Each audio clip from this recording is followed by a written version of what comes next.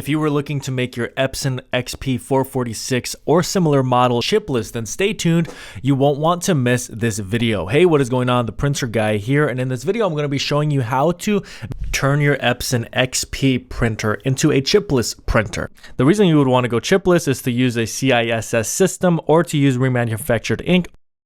To do this process, you will need a Windows desktop or laptop. You're going to need a USB cable that connects directly from your computer to your printer.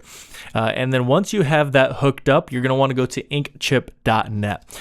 This website is down in the description below. You could click it, go there. You're going to click on SOFT for software. And you're going to scroll down until you see your specific printer model.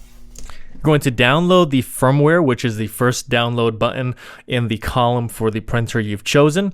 You're going to have a file like this. You're going to open it up. And for me, I actually had to click here, inkchip.net firmware. I extracted all, and that actually allowed me to have another file that popped up. And that was the file that I actually would open up and then go down there, inkchip.net firmware. That second one that had the extract all file, that's the one that actually got me to this point where I could actually download the software. Because your printer is already connected with a USB cable, the printer model should show up under model name, USB, new version, and you're going to click on start.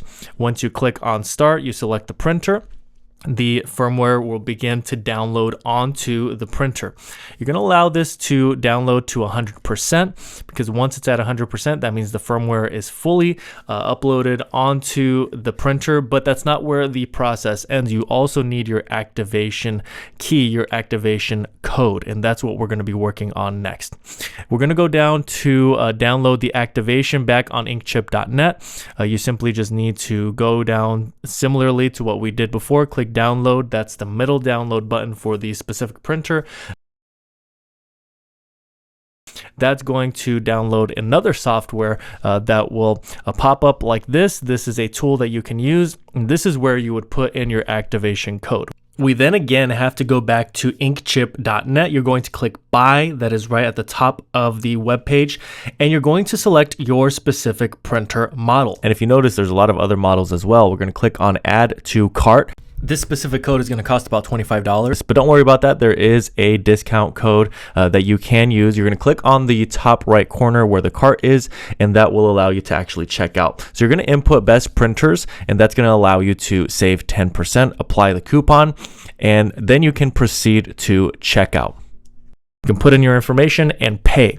Once you've paid, you should get an email with the activation code. This is the activation code you're going to copy and paste into the activation tool that you've already downloaded onto your computer.